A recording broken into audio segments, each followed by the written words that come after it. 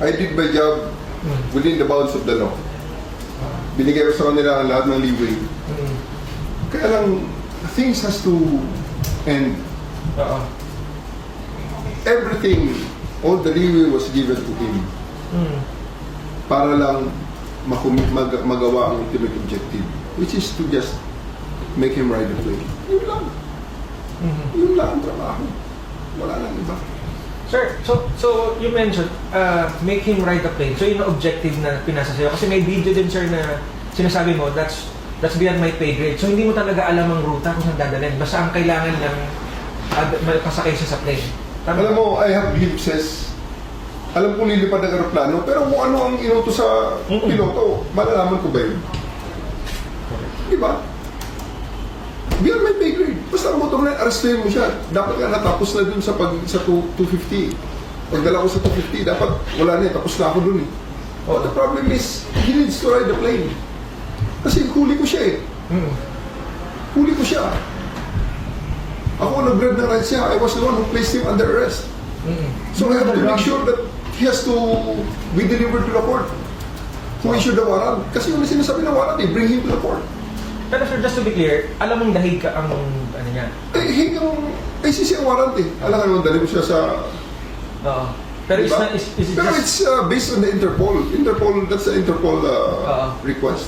It's just not for you to say nung dun sa video, hindi lang talaga ikaw say pwedeng manggaling kumbaga. Tama, sir? Kasi tinatanong ka nila, sir. Pero sinabi ko sa kanya, eventually, di ba? Nung final namin, hindi na inilalabas yun. Mr. President, I regret to inform you that a decision has been made that you will be brought to the Hague, to the ICC who issued the warrant. Sinabi ko sa kanya yun. Ayaw na sabihin yun. Hindi na ilalabas na basta-basta yun. Kasi alam nila eh. Sinabi ko yun. If you remember the timeline between sa 12 hours, saan siya? Saan mo siya sinabi? Nung patapos na? Patapos na. Talagang sabi ko, pupresahin na kita pag hindi ka pa sumunod.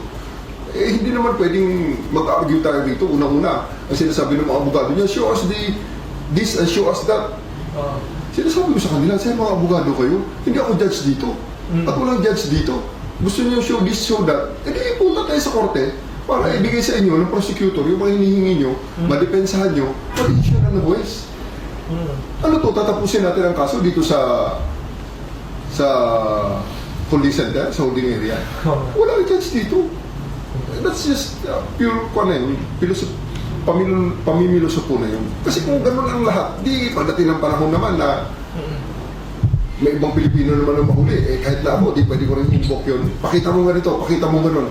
Wala namang judge habang hinihingi ko sa iyo. So yung pupersay na kita pag hindi ka sumunod, sabi mo sa are you really ready to bodily carry? Eh, sinimulan ko na eh. Pinasasa ko na si E.S. Mijaldea eh. Alam nila na seryoso na ako. Inuna ko na si E.S. Mijaldea, pinasasan ko. You place him under? Oh yes. Handcuff talaga. So alam nila na ganun nangyayari sa susunod. Seryoso na ako. Pinakita ko na talaga na pag hindi nila ginawa ito, isang mangyayari rito, sasakay ko ang presidente sa aeroplano, kahit sino pa mamarap. Ilang minuto na naka-handcuff si Mijaldea? Madali na naman yun. Nakita ko naman kasi, medyo physically, restrained naman siya sa loob ng bus. So, handcuff ko sa kanya, in fairness, hindi na kaya nilagay ang kamay niya sa likod, kaya hinandcuff ko siya sa harap. Sa harap pa. Sir, addressing din the elephant in the room, no? Sa probably, syempre, after this one. Are you taking parang, sabihin na siyempre, presidente natin si BBM, but you know, may direct orders pa from you.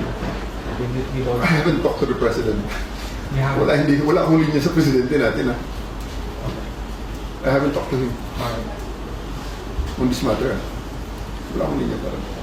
And I don't think that the president will, it's proper the president to talk to me dahil, unless na gusto niya, pero ako, behind my wala sa protocol yun, hindi ko... Maraming dadaanan, sir. hindi na sa ganun, hindi ako ganun ka-feelingero. But, sir, ikaw ang ground commander, di ba? Yes.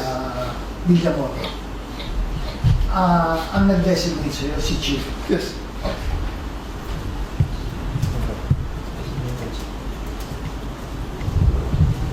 So si Chief, lahat ng nangyayari, alam niya. You were Of course, I have to report to my commander.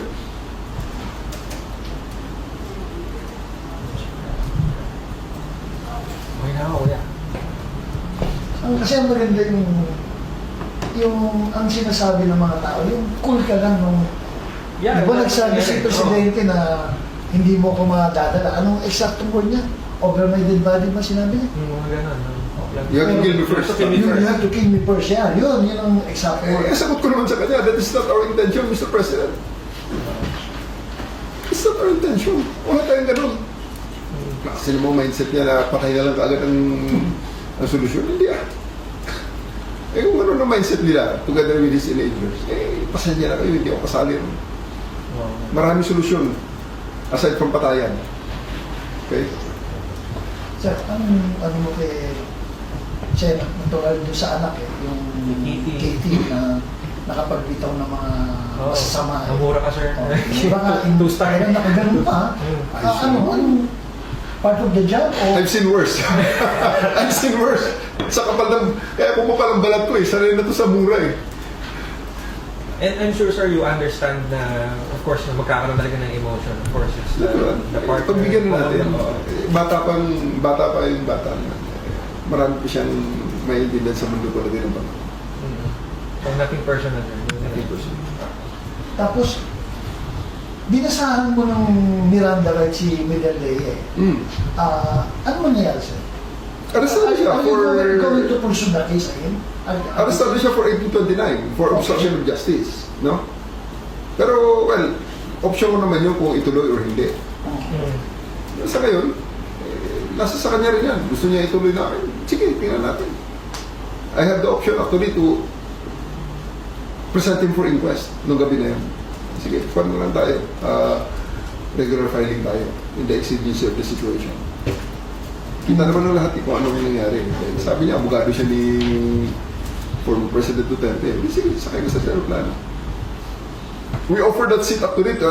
We offered that seat only to him nung nag-refuse na si Hanilet na sumama sa aeroplano. papuntang Hague. Nung mag-refuse si Hanilet, dahil sabi na Hanilet, wala na siyang passport daw, which I don't believe also. Wala siyang passport, galing Hong Kong. So, binigyan na namin kay former ES Vigildea ang upuan.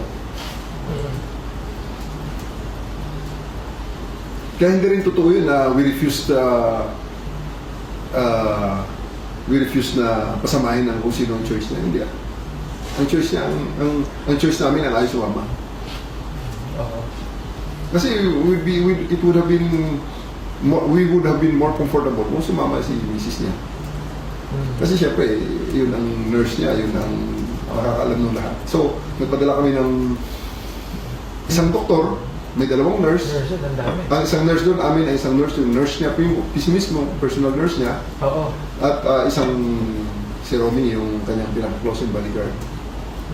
Minsan yung Si Romy, yung nakaitim, Sa video, matatag, yung na sa yung video. talagang umawak sa kanya. Kasi ayaw ka namin hawakan si former president dahil physically ayaw namin hawakan.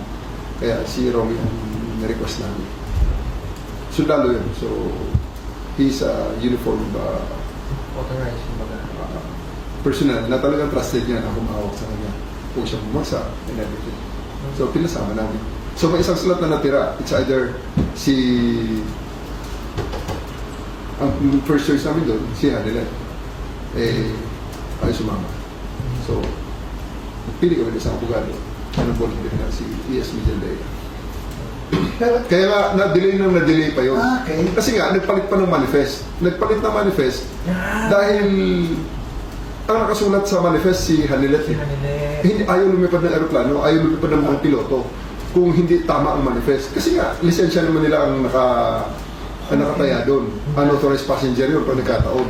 Ang gulo. Mga isang oras uli na delay yun. Kasi sir, nung habang we're following the story, inisip namin na lawyer, the lawyer delaying it. So yan pala ang nangyari.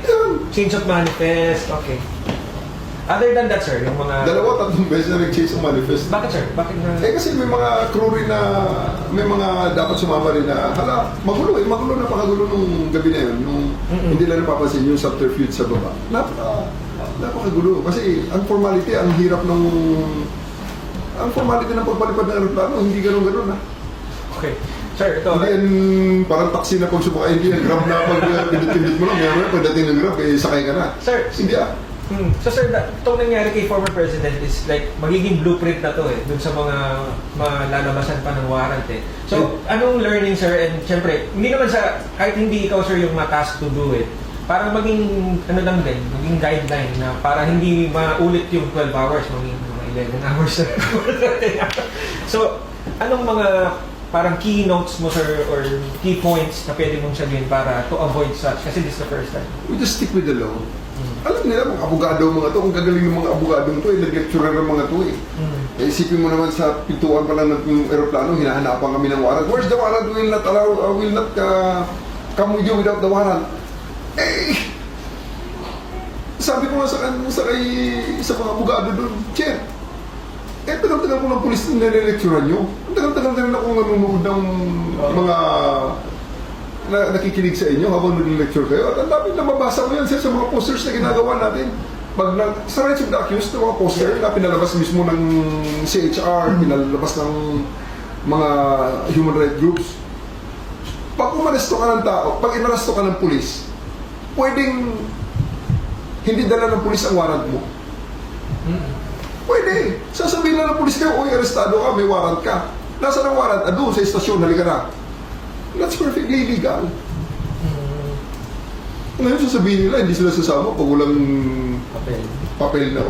And we oblige them As in, lumabas pa yung isang USEC Yung USEC ng DOJ mismo, lumabas at nagpapalit dun sa airport, nakiusap para, ito. Sir, ground commander ka, you're the one who gave the order na huwag papasukin si Vice President. Why? Yes. Gabi na yung binigay na request na yun. No? At saka, for what? He is already in detention. He has lawyers within him. He has lawyers with him at that time. So what? Ba't kailangan pang dagdagan pa ang gulo? Ito nga ang tanong Gaano karami ang nahuli ng mga kriminal nung araw na yun, March 11, all over the country? Ilan sa kanila ang pinagbigyan ang lahat ng hiling except for a few na hindi pwede talaga. Diba? We bent over backwards, hindi mo pwedeng sabihin na kami ay naging oppressive and everything. Lahat na accommodations binigay sa kanya.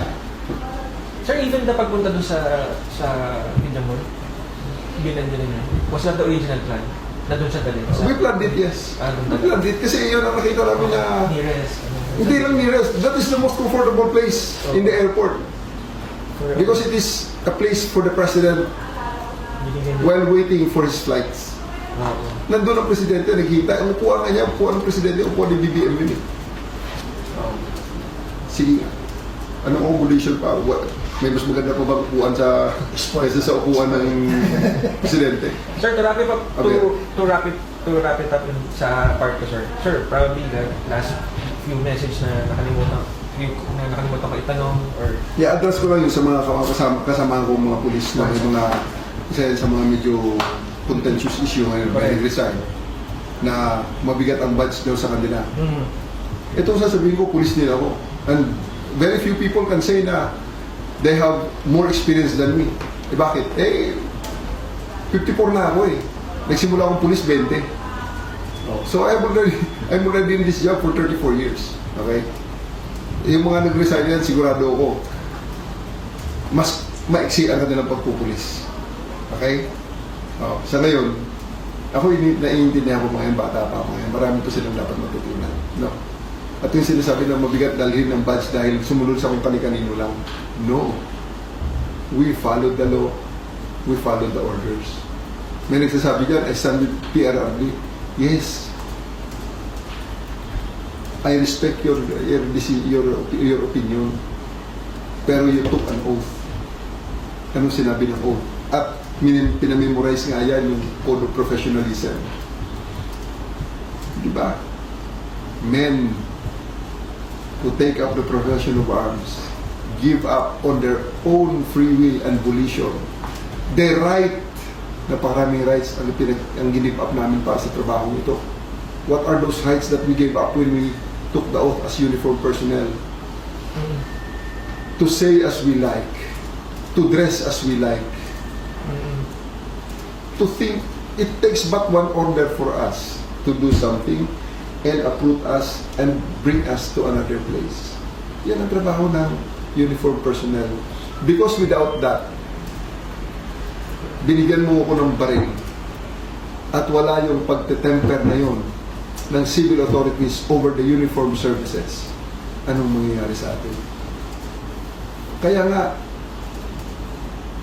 it is always the civilian authorities over the military and the uniformed personnel.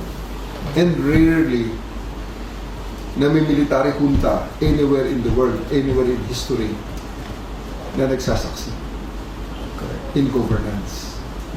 Di ba? Kaya wala eh. Hindi pwede talaga na military junta or uniformed services junta. Hindi pwede. Na yung uniformed personnel na may baril, yun ang mag-dictate ko ano ang mangyayari. Hindi pwede. Because the laws will always be implemented by the persons in authority. Sino yun? Yung mga taong inelect ng taong bayan. Like the President of the Republic of the Philippines right now, with more than 31 million appointing authorities. Ako, ang appointing authority ko, iisa ang pirma. Yung presidente na yun. Pero siya, ang pumirma ng kanyang appointment papers, mahigit 31 million. Yun ang dapat masunod. Yun ang dapat pakinggan. Dahil ang 31 million na yun, ang nagbigay sa kanya ng mandato. Kami ay ahente lamang ng authority naman. Kaya nga hindi ko question ang authority ng Duterte na magbigay ng kung ano-anong mga order nung siya presidente. Sinunod din siya. Kaya nga nagkaganon. O yun, nireklamo nga lang siya ng ilan sa mga naging biktima ng mga order na yun. Ngayon, harapin niya, sagutin niya. Yun ang beauty of the law. So kung ako ito tamaan din, pagdating ng panahon, isagutin natin. But I would like to tell you very, very never in any point of my career I feel more comfortable in following orders than this administration. Because in this administration, everything and all the orders that I receive, I believe to be legal. Which I cannot say in the previous administration.